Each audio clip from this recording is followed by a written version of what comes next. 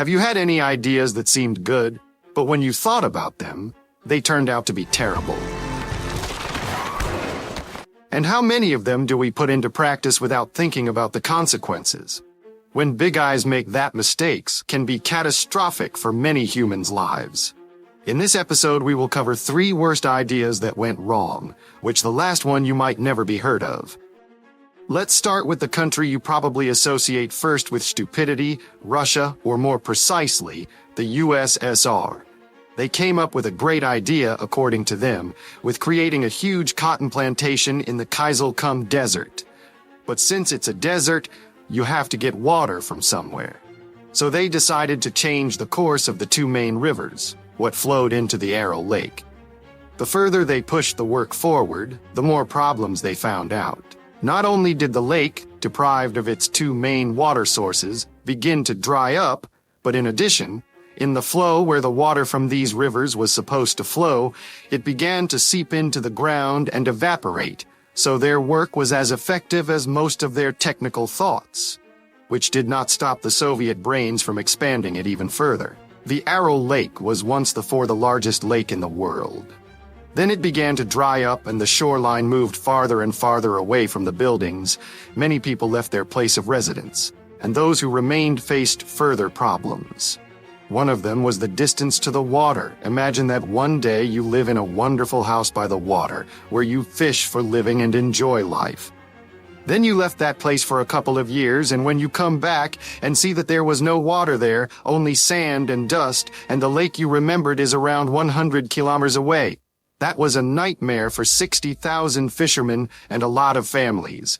The remaining water was now more than 10 times salter, which killed literally everything that lived in it. Winds and sandstorms began to form in the dried-up area, which blew the sludge from the former lake bed, which had industrial and farm waste in it, and blew it onto the settlements, where people began to suffer from various eye diseases and skin lesions, cancers, including mainly respiratory ones. If it wasn't enough, it turned out that the Soviets had a confidential outpost on one of the islands where they tested biological weapons. At least, the fact that it was on the island could calm people that if something went wrong, it would not get off the island.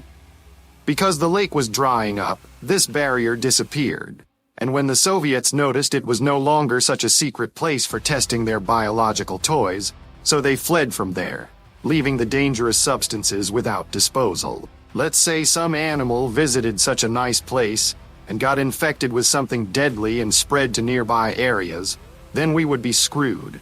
At least there were a few expeditions to that place in order to clean the mess that Russians left behind. But the damage they have done to that area is permanent, now that what used to be lake is unfriendly and dry cemetery for wrecks of ships. We will move smoothly to another communist country where similar experts lived, to China, where Mao Zedong with his friends once came up with an idea to improve the country's hygiene in the worst possible way. He ordered a crackdown on 4 species. Fight with rats and mosquitoes might be still okay because they spread many diseases.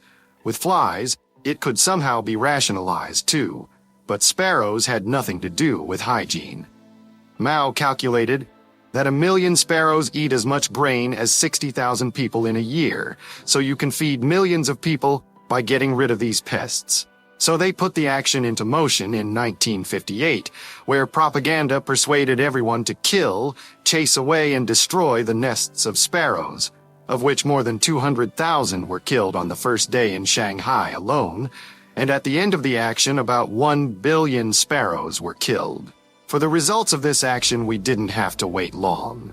The surprised communists noticed too late that sparrows don't just eat grain, but also eat locusts, which, deprived of a natural enemy, began to haunt farm fields, contributing to a huge loss of food, and thus a great famine, through which some 20-30 million people died.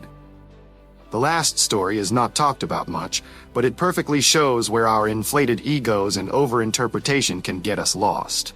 For that one, we need to go back in time to the Middle Ages to the Khwarezmian Empire. This empire was located on the Silk Road in Central Asia. It was rich and powerful, but because of the paranoid man, it disappeared from the maps. And how was it exactly? In 1217, The ruler of the Khwarezmians, the so-called Shah, received a letter of peace proposal from the neighboring Mongol Empire ruled by Genghis Khan.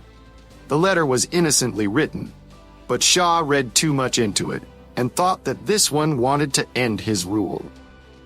Genghis Khan only wanted to make money from cooperation and trade between countries, so he sent more nice letters, in which the Shah kept finding deceit. In the end, the Mongols sent as a gift 500 camels with valuables, such as silk, silver, gold, and many traders ready for making deals. Did this please our paranoid master? Well, no. He had them all killed and the valuables stolen. He then pretended that he thought they were spies. But Khan knew it was just a pretense. Such an act for most of us would have been unforgivable, but Genghis Khan somehow calmed down and sent 3 of his deputies with a note there was still an option for peace. However, the Shah killed one of the 3 and humiliated the other 2 by setting fire to their beards. After that, he received only one more letter, which said, "Get ready for war. I am moving on you with a horde that you will not face."